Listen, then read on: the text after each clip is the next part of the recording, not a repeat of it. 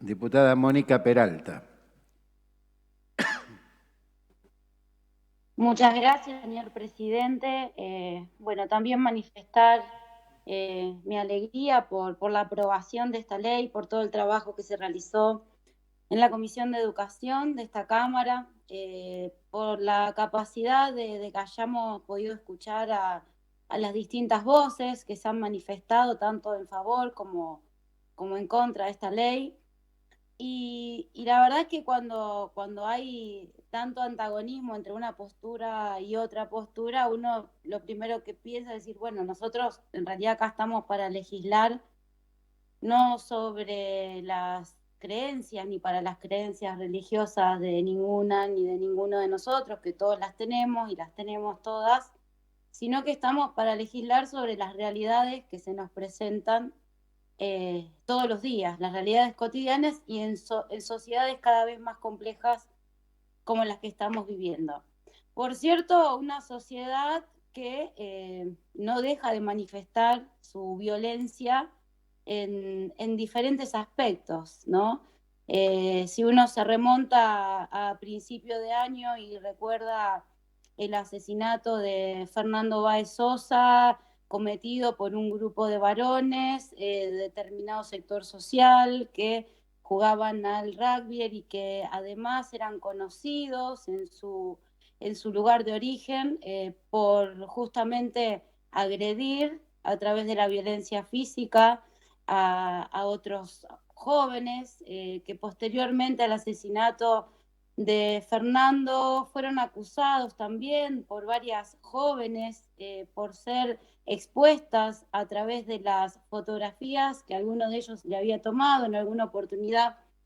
alguna de las chicas y hablamos de esta violencia en manada, ¿no? Estos patrones culturales donde todo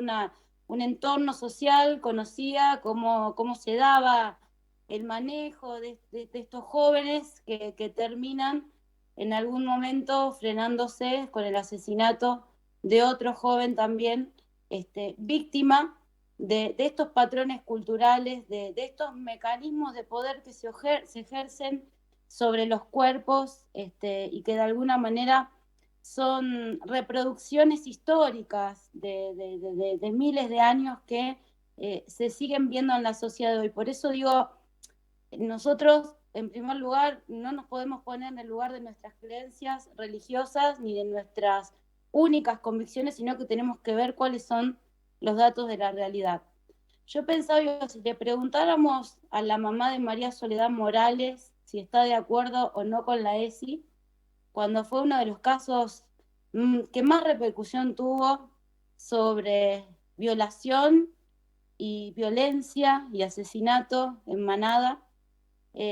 cuando nos ponemos a revisar sobre distintos fallos judiciales y nos acordamos de este juez de Chubut que se refirió a 3 jóvenes que habían abusado de una joven de 16 años diciendo que había sido desahogo sexual y que prácticamente el juicio abreviado se llevaba bajo esas características y no se contemplaba esa figura como la figura de un abuso sexual terriblemente que podía tipificarse como un abuso en manada, cuando veíamos a principios del año 2019 que una joven de 14 años que había asistido con su familia para fin de año a pasar a un camping de Miramar el fin de año, la encontraron que había sido abusada por 5 jóvenes en el camping y la primera reflexión que escuchamos socialmente a través de los medios de comunicación era, ¿qué pasa? ¿La familia no la cuidó? ¿Por qué andaba sola a esa hora por ahí? O cuando vemos cualquier situación de femicidio y nos encontramos con estas preguntas de todavía el qué llevaba puesto, en dónde estaba, a dónde se dirigía, algo habrá pasado. Todos estos patrones culturales construidos también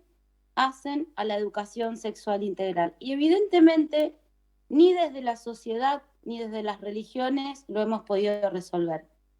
Entonces, en un Estado laico como el que tenemos en la Argentina,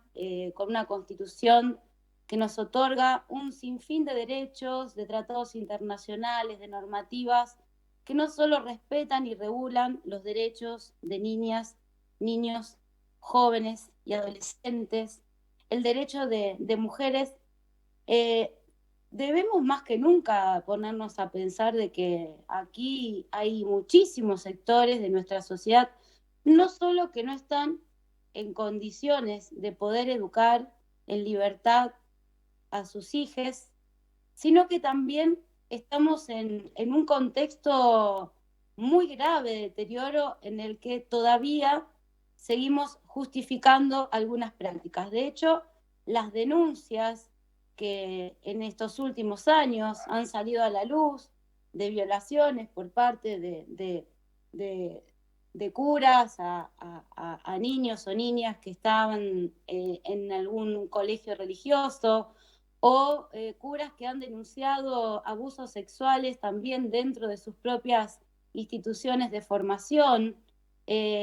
o, por ejemplo, manifestaciones acerca de cómo deberían llevarse a la práctica determinados métodos anticonceptivos, o sea, sin respetar absolutamente nada y creyendo que todo lo que podemos hacer hoy en materia de libertades y de formaciones tiene que ver con una postura única. Quiero decir que este proyecto de ley realmente viene a garantizar el derecho para todos los niños, las niñas y los jóvenes